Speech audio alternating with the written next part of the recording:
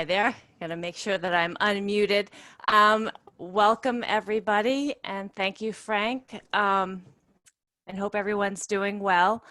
As Frank said, I am an AMC volunteer trip leader. I lead mostly day hiking and backpacking trips. And just to give a little more background information, I became a trip leader in 2013. I joined the AMC in 2012, and I met people who were peak bagging, hiking these big peaks, and I hadn't really done very much of that. I had to Google things like, what do you wear when you're hiking? And the first time I did a 4,000 footer in New Hampshire, I thought my legs and my feet were going to fall off at the end of the hike, and the clothes I was wearing were not the most comfortable and best for the situation. It was the middle of summer. So I learned a lot, and less than 2 years after hiking my first 4,000 footer in New Hampshire, I finished my New England 67 peaks over 4,000 feet, which is Maine, New Hampshire, and Vermont. And then less than 4 years later, I finished my New England 100 highest peaks. Highest summits there, and I'm working on my Northeast 115 peaks, which is basically the highest, the 115 highest peaks in the Northeast. All I have are 17 left in New York State. So I've learned a lot, and I'm continuing to learn, and I thought it would be kind of fun and a good idea to put sort of a presentation together to just go over some of the basics of, getting into hiking and, the gear and clothing and planning. And so there is a Q&A at the bottom. And if you have any questions, you can ask throughout, and Frank will be monitoring that and can answer questions. And at the end of the presentation, if we haven't answered your question, you can feel free to type those questions in there, and we'll try to answer them the best that we can. So I'm just going to share my screen, so bear with me.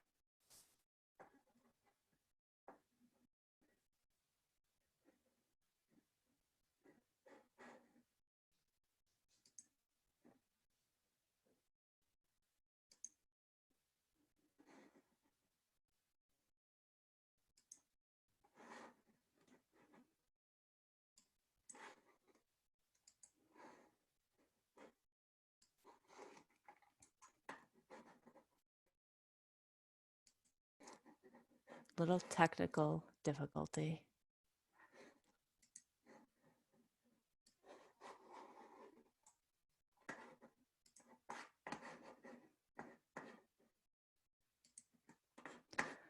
Sorry about that. I need to switch it because there were things I could not see.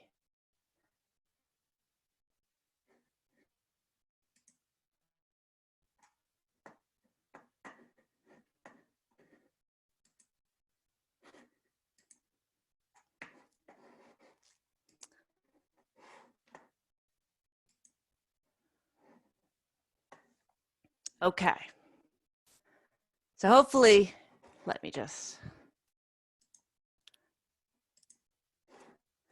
hopefully you're seeing the screen that I'm seeing. All right, so this webinar is geared towards people just getting into hiking, and it's sort of a refresher for people who have not, who are already into hiking. This picture here is from a Bald Peaks hike in Grafton Notch, Maine, a few years ago in September. It's a beautiful hike with a lot of above tree line. So before we really think about, getting on the trail, it's really a good idea to get in shape and to work out. So cardiovascular exercise, things that get your heart pumping, running, walking, biking, swimming, etc. And doing it sort of on a regular basis, at least 3 times a week, is a good idea, because I don't know if I should say make it easier. It makes the hiking more fun when you are in good shape. And also lunges and stairs and strength training and stretching are also good things to do at least a few months before you really start getting into hiking. I've noticed a huge difference. I started strength training a few years ago in my basement to YouTube videos, and it really helped when it came to hiking, especially the more I hiked, I could really tell the difference. Walking uphill with a weighted pack, and of course hiking. Hiking is a great way to get in shape for more hiking. And when you do that, you want to really work your way up, starting with smaller mileage, something less than 3 miles, maybe less than 500 feet of elevation gain with sort of flat terrain. And each time you go out, you can sort of add to that, increase your mileage, sort of go from sort of smooth trails to something with more roots and rocks and, rock scrambles eventually, using your hands and just increasing the elevation gain. And this just really, really prepares your body so it isn't as painful and you recover quicker at the end of your hike. This picture here is actually taken by Frank. It's a middle sister hike we did a few years ago, and we were looking over at Chicora in New Hampshire, and we decided to go for it because it was a beautiful day and it was still early. It's another really good hike. So when you're planning, you think about resources. I always advocate carrying a map. I know a lot of people use All Trails and Gaia and GPSs and rely on those, but phones die, and I have found that some of those apps are not completely accurate. So I think it's always good to have a paper map. And again, at the end, sort of near the end of this presentation, I'll have a bunch of links that are very helpful to, you can create your own maps and just online resources. So as far as online resources, there's maintrailfinder.com, which I've been using a lot lately because it also shows trails that are open and closed in this time that we're going through right now. And trip reports, I'll also give you some links where people go for a hike and then they post their trip report and they tell you if the water crossings were high, if if the snow hasn't completely melted, or if there are blowdowns or any obstacles and what's going on. That I think is an incredibly useful tool as you get into hiking, just to know what to expect and be prepared for that with what you bring. Before you go out, you should know how long the trail is, the mileage, basically. How far are you willing to go? Because then you have to kind of try to figure out how long it's going to take you to get there and then get back to your car and back to the trailhead. Know the terrain, and you can know that by checking the online resources and just sort of looking at the map. And weather is another consideration, and I'll show you a link to that in a little bit.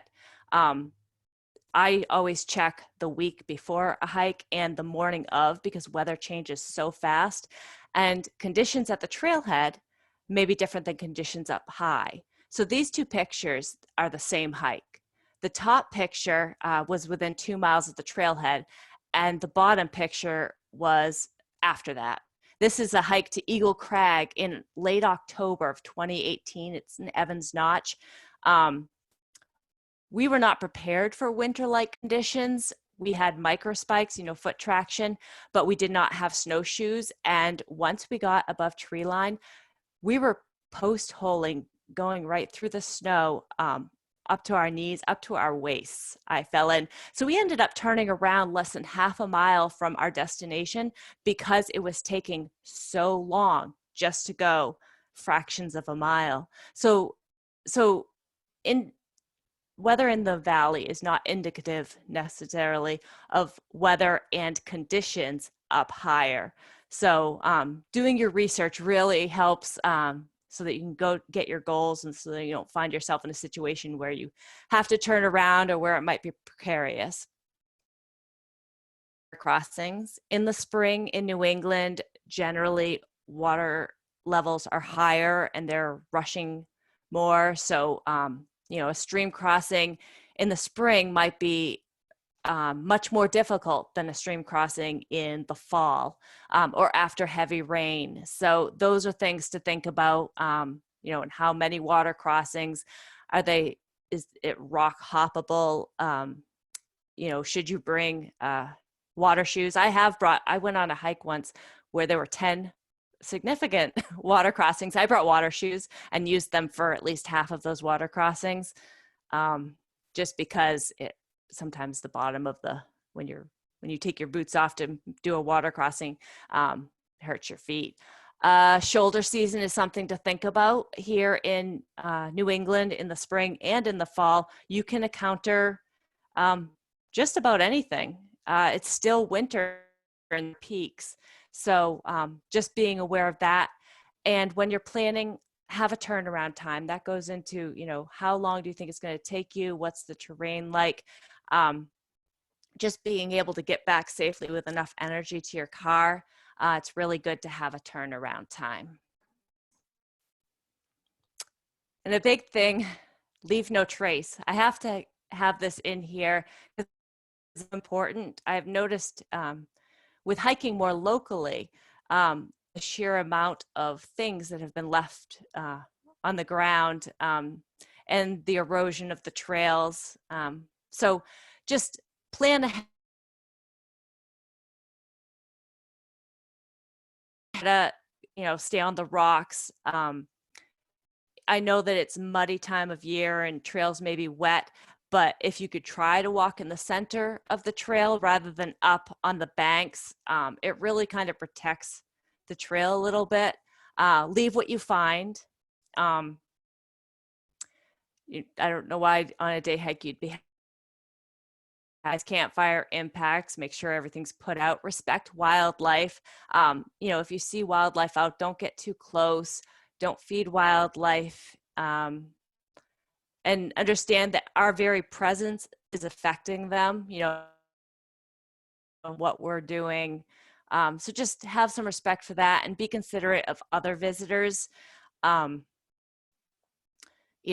just like, we're all on the trails together, step aside if when people are passing. I think it was, there's a whole debate first going up and going down. I believe it's the people going down have the right of way, as far I believe. So just be considerate of other visitors and leave no trace. Take what you bring with you, toilet paper and food scraps, even orange peels and banana peels. It takes time for that stuff to decompose, so it's sitting there, and it's nicer for everybody if we can of that sort of thing. And this is one of our stream crossings. This wasn't too bad because there were a lot of rocks to hop, and it's a street and nye hike in the Adirondacks. So I get asked how to pack your pack, and I like to make sure that my pack is tight and balanced. So that means your heaviest gear should, where this B is, it's basically center to lower back close to your body, and the things in the back, usually if you have a mesh or something, the lighter gear should be here in C, away from your body, or it'll pull you backward. And then you have more light gear in D, so it's not pulling you too far down. So basically your heaviest gear is centered in your middle to lower back, close to your body. And it helps with your balance. And up top, sort of medium weight gear and things that you need more frequently, like your sunglasses or your cell phone or food, a hat. So when you pack your pack, just think about that and think about convenience. And a lot of day packs have these straps that you can to really streamline my backpack. So that is how to pack your pack. And I didn't include it on the slides, but I would recommend for day hiking, and it depends, how far, obviously, and what time of year you're going. But generally between 18 liters and 32 liters. I've seen most frequently as far as day packs for 3-season hiking. There are some ultralights that go less, and some people who just use, their 4-season pack all year long, or it's the only one, and that's fine too. So I have 2 gear lists, and this is also the summit of Chicora on a cold October day. And this is the Traveler's Loop in Baxter State Park, which is amazing and above tree line a lot of the way. And I highly recommend that one. I think it's about, give or take, 10 miles round trip. So as an AMC trip leader, we usually send out a gear list. And I've added a little bit to it for if you're hiking by yourself. So you want to get broken in hiking boots, hiking shoes, or trail runners, and we'll talk a little bit more about that in one of the next slides. And a backpack, appropriate clothing, synthetic, wool, no cotton, your base layer, which is basically the layer in 3 seasons that you'll be hiking in most of the time, an insulating layer, a wind and waterproof layer, hats, gloves, mittens. It really depends on where you're going. I wouldn't think that you would need that for something, less than 5 miles and 80-degree weather. It really depends on the research you've done and the conditions, but I usually at least have a hat for insulation. And water, 2 to 3 liters of water, more water, and a Gatorade or similar electrolyte replenisher recommended at the forecast. Food, snacks, high energy, easy to eat while moving or during short breaks, a lunch if you're out that long, any personal medications like, an inhaler or an EpiPen, headlamp, batteries, just in case something happens and there was an emergency or you come out later than you think that you're going to. It's a good thing to practice, a good practice to carry around. A personal first aid kit, and we'll go over a little more about what should go in that. And recommended gear, this time of year, a bug head net, and we'll talk a little bit more about that. Bug spray, sunglasses, sunscreen, lip balm, a brimmed hat, trekking poles, extra socks, camera, water purifier, an extra set of clothes to change into once you return to the car is nice to be able to drive home all nice and dry. And as far as trekking poles, I don't think I have it on the other slide, so I'll just say they come in, women specific, which are just lighter and shorter. That's really the only difference, and usually pink or teal or some sort of feminine color.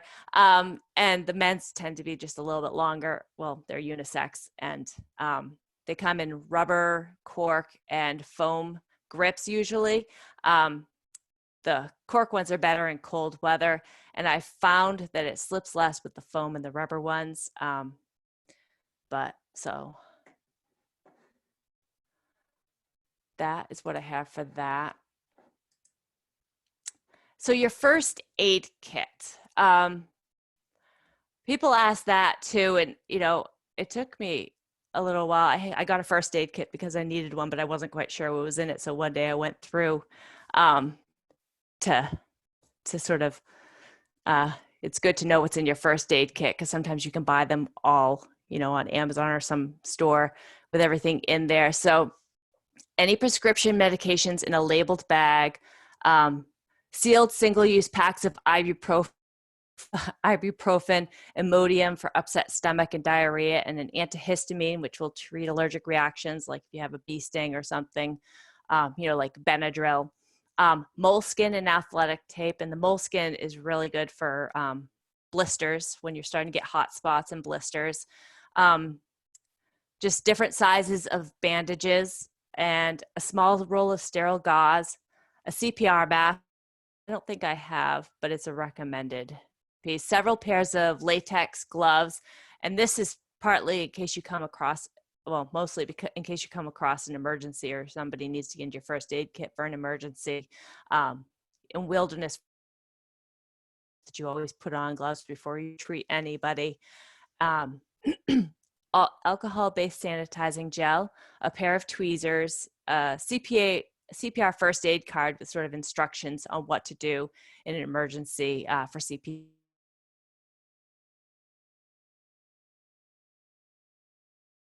After bite for insect bites and skincare treatments, liquid bandages, safety pins, electrolyte replacement powder. Some electrolyte replacement powders like Noon, NUUN, has less sugar than sort of like a tablet that you can put in water, which is nice. They also come in gel form. And I would add, because I didn't put that in here, one of the recommended things to take, courses to take, if you get the opportunity, is wilderness first aid. And the main chapter of the AMC offers that every spring, except for this spring, but generally every spring in Falmouth. And also LL Bean offers it solo in Conway, New Hampshire.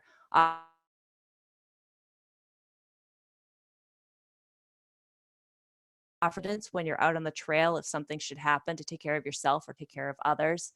Um, and this, I took this picture. These are my, this is my emergency iodine tablet, and the thing, and a separate tablet that gets rid of the iodine taste.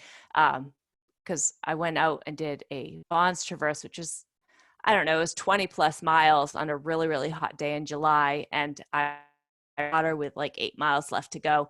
So we stopped at this really nice sort of waterfall, running water. It was the only one that I could find on the map. And I think it was probably the only one for a while.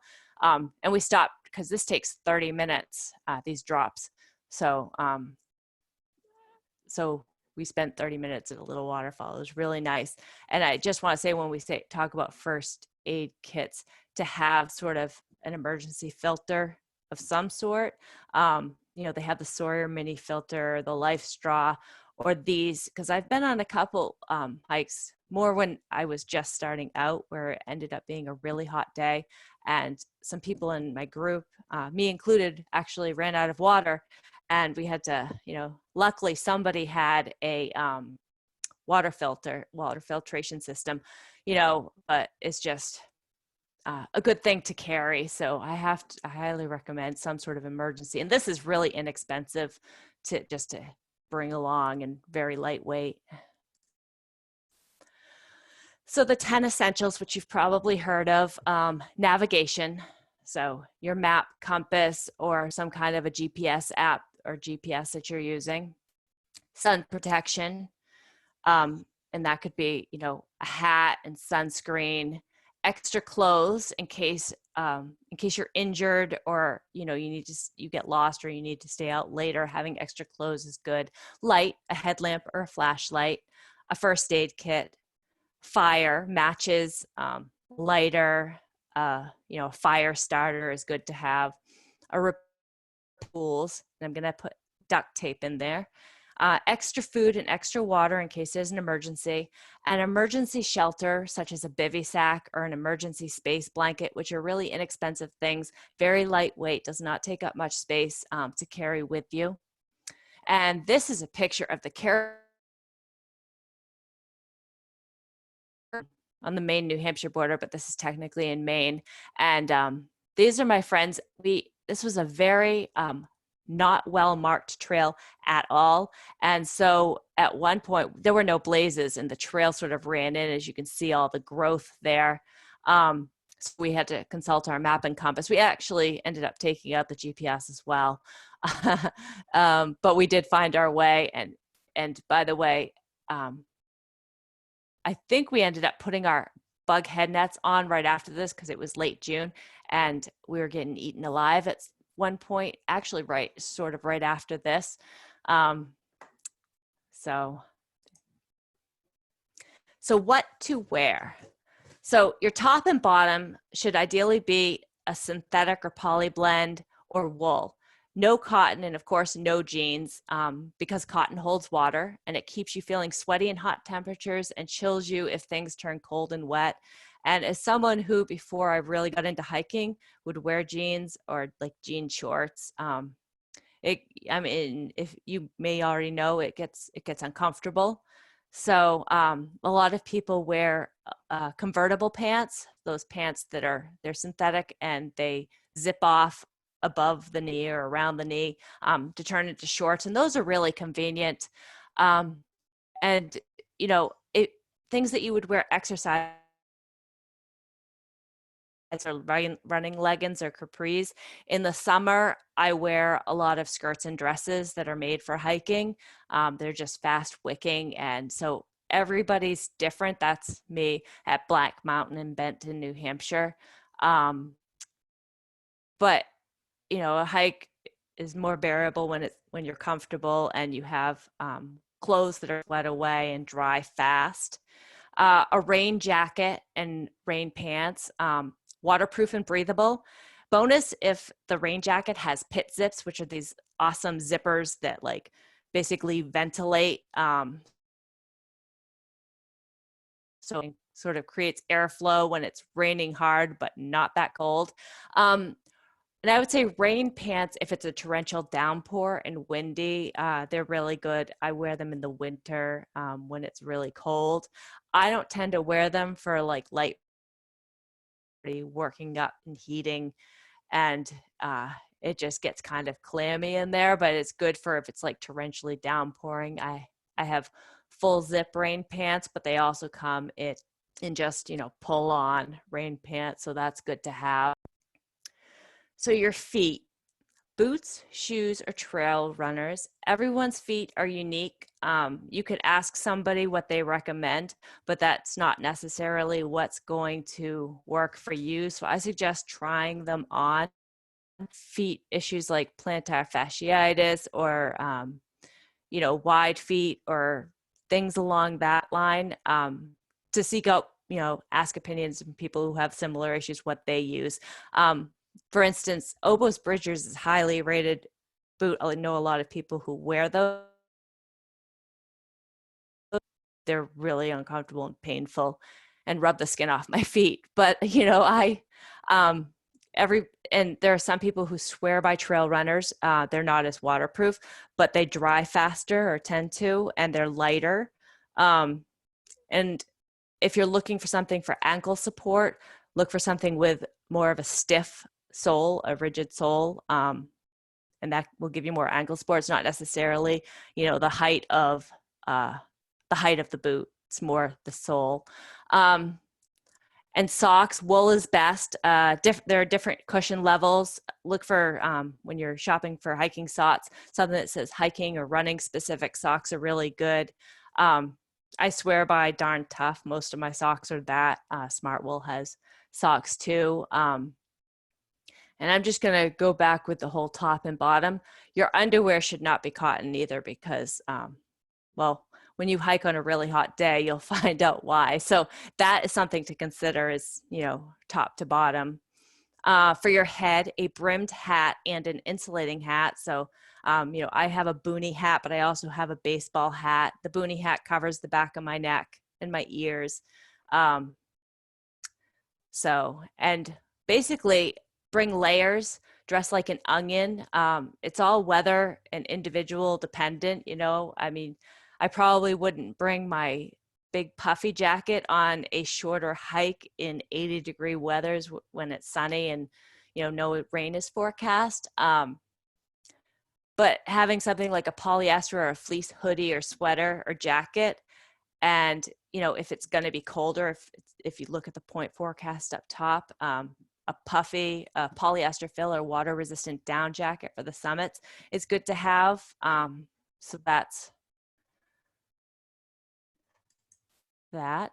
So this is bug season, in case you haven't noticed yet. So we've got 3 kind of bugs that we really sort of notice more this time of year. And there are ways, sometimes you just have to deal with them if you're hiking, but there are ways to sort of alleviate some of it. By the way, this is an bushwhack to Elephant Mountain in Maine during black fly season. Yes, those are all flies, and they were all pretty much all over all of us that day. So black flies are attracted to sweat and carbon dioxide. So you could try going a little bit slower and not not exerting yourself as much. They're also attracted to dark colors, so wearing lighter colors might help.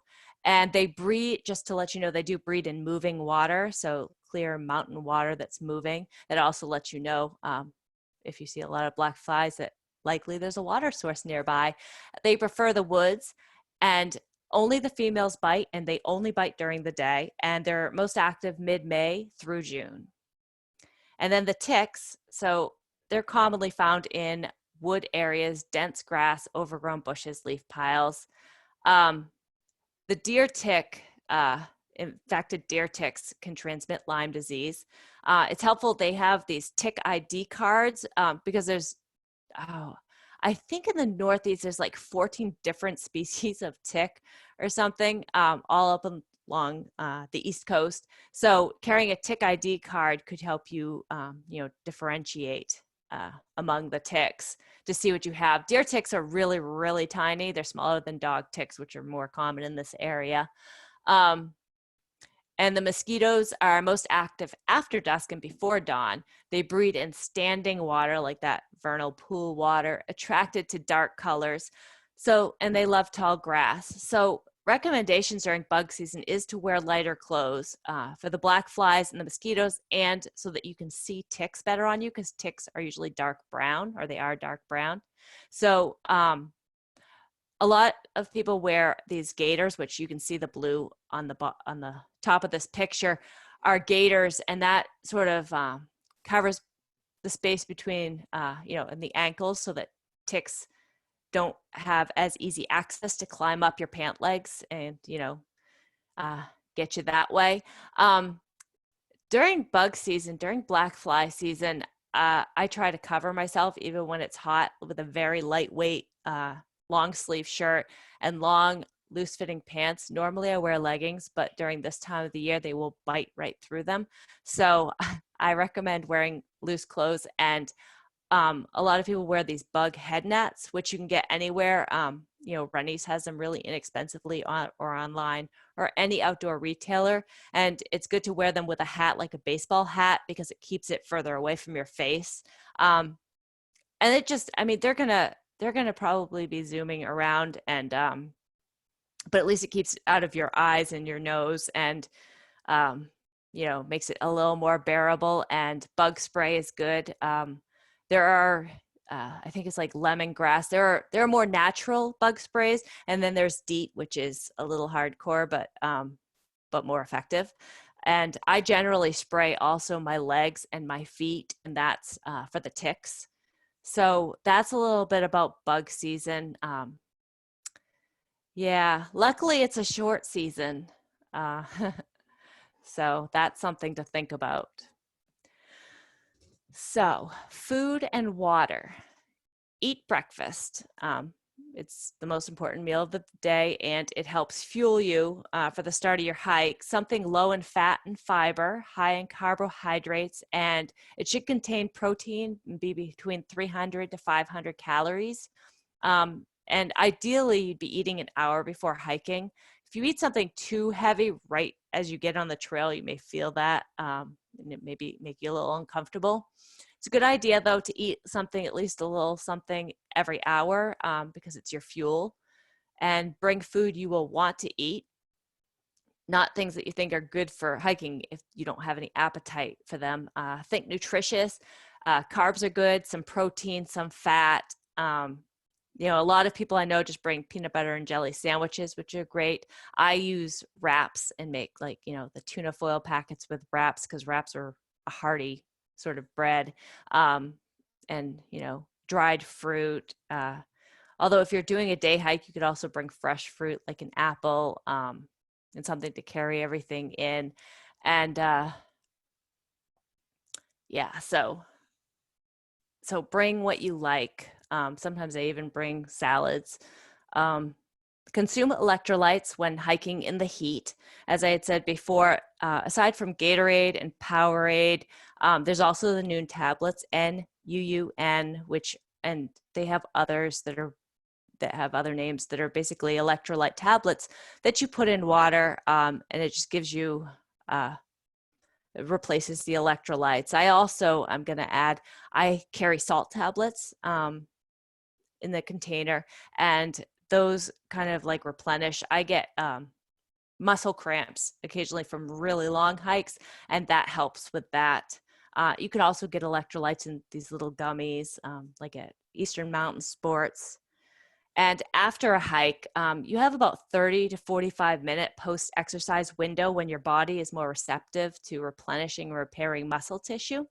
So a recommended is 4-to-1 ratio of carbs to protein, powdered sports drink, recovery drinks, beef jerky, granola, pita with hummus. So here are the online tools that I was mentioning before. I've been using Maine Trail Finder a lot. And this is, I'm going to just show you. Let's see. So Maine Trail Finder, you can find trails and search by, trail activity,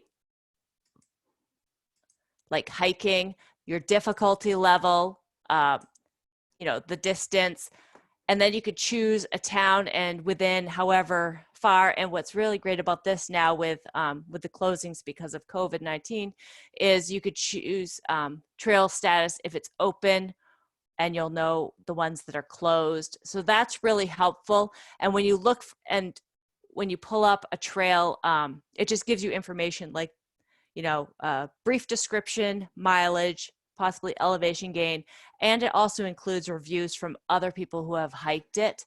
And if you're looking for events, like if you want to meet other people, you can find events.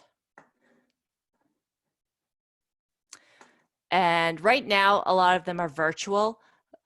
Sometimes the AMC also puts events on here, but other organizations, outdoor organizations, so that's a good resource if you're looking for other people or other events to join. It's a good resource. And trail reports, my favorite trail report site is New England Trail Conditions. And you can choose by state, by peak bagger list. And it just basically, gives you a whole bunch of information that's pretty useful. And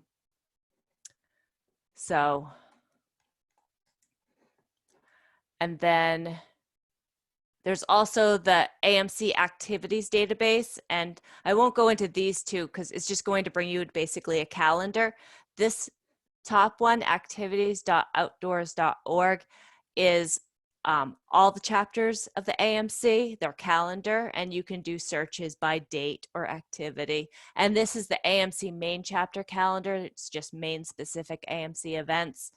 Right now, most of those are webinars, I believe. I'm hoping that eventually soon we'll be able to put some more hikes on there. And I'm going to show you when you're looking at the weather, my favorite site is weather.gov. And this is what it looks like. And you can do a point forecast. So I'm going to type in Mount Washington, New Hampshire. So this gives you, and you can see that the elevation is 6,262, and there's a map here that you can zoom in and move around to another point. And you can see sort of the forecast here, and then down here is the hourly weather forecast. And you can choose when, and it gives you a whole bunch of useful information, such as, precipitation potential, when's it going to rain, when's more likely to rain, temperature, wind chill, some really useful information. Ooh. So, and the backcountry weather at AMC Hudson Lodges, and you can do a search for that on outdoors.org. Right now, there's nothing showing because all of the Hudson Lodges are currently closed. But if you click on that and find that when they are open, the caretakers post reports on if there's snow there, how much snow, what are the best trails, what are the conditions like, what is the temperature like. And it's updated fairly frequently during full service season. And for the ones that are operating before full service season, it's still updated for those particular ones pretty well. And I'll show you two more. So I use the Gaia GPS app. I know that a lot of people use the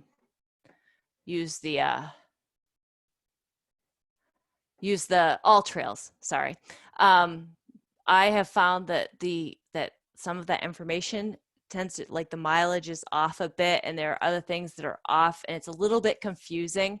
I'm usually on my phone when I use the Gaia app, so so that's something to check out. So you can download that, and I pay like $18 a year for an annual subscription, and that allows me to download maps offline so that I can just put my phone in airplane mode, not use my data, and still have the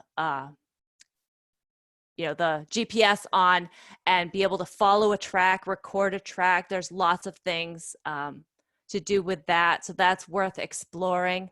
And then CalTopo, you can basically sort of search for wherever,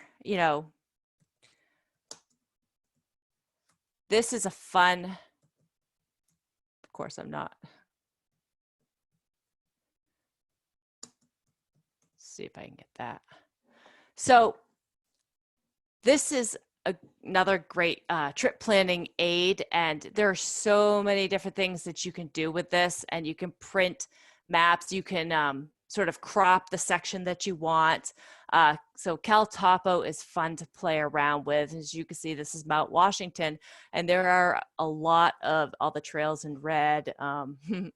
So that's another useful tool, and you can overlay maps.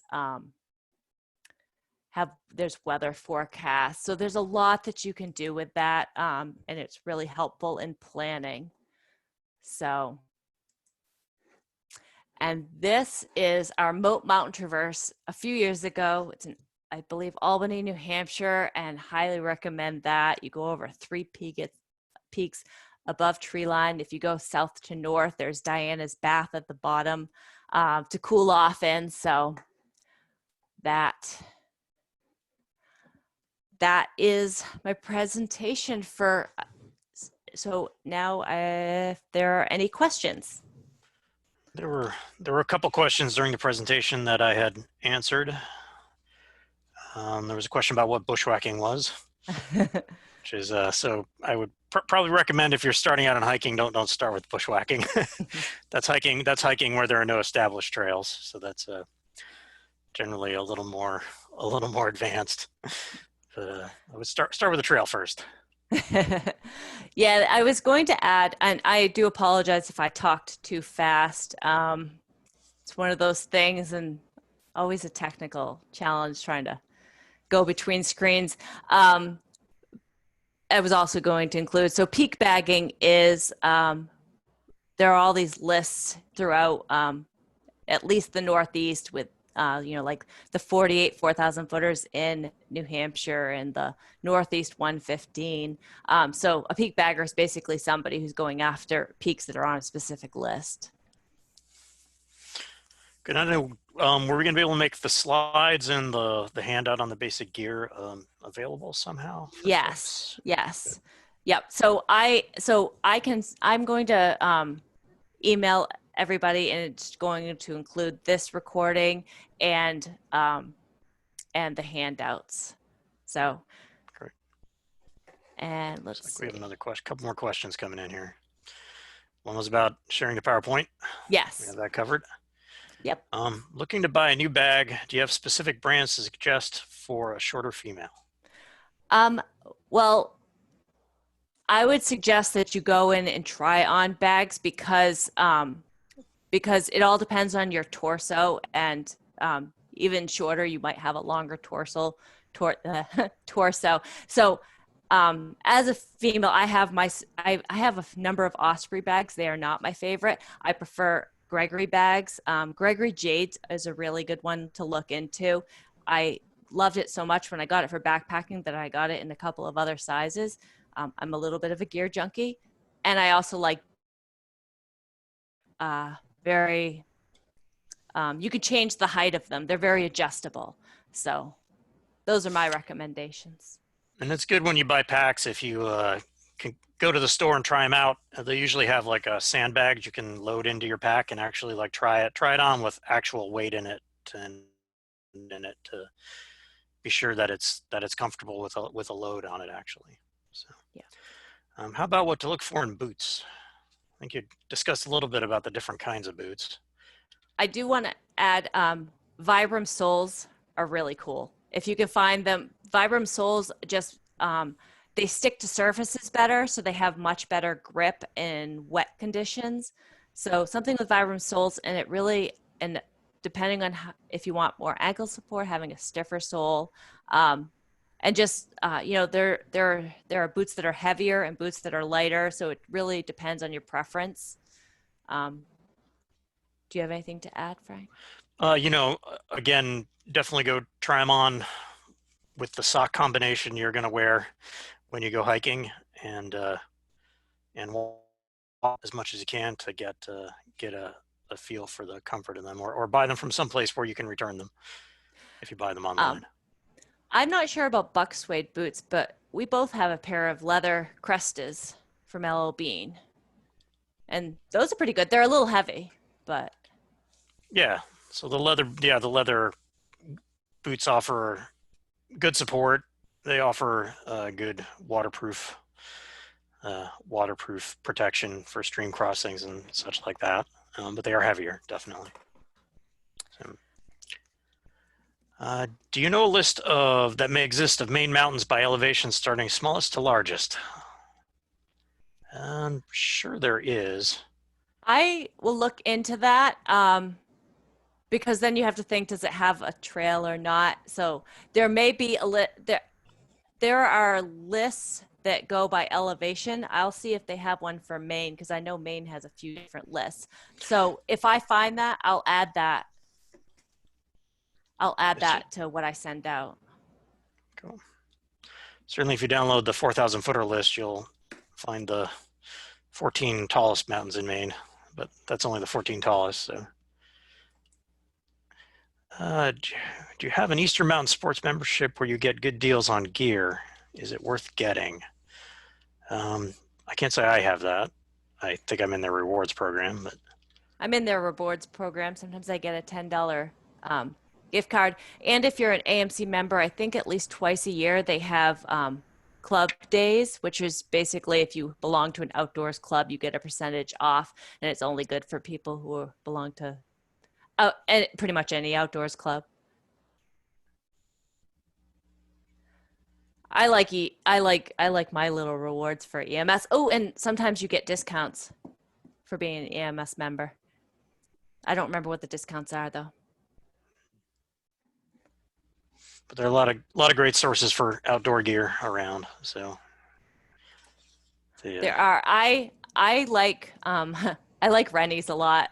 I work right down the street from the one in Portland, and they actually have a lot of clothes and gear and like, you know, that's where I get my bug nets and things. So, and Kittery Trading Post, LL Bean, the Eastern Mountain factory, Sport. their factory stores. Any place where you can get good non cotton clothing is Hmm. a good source. So, all right.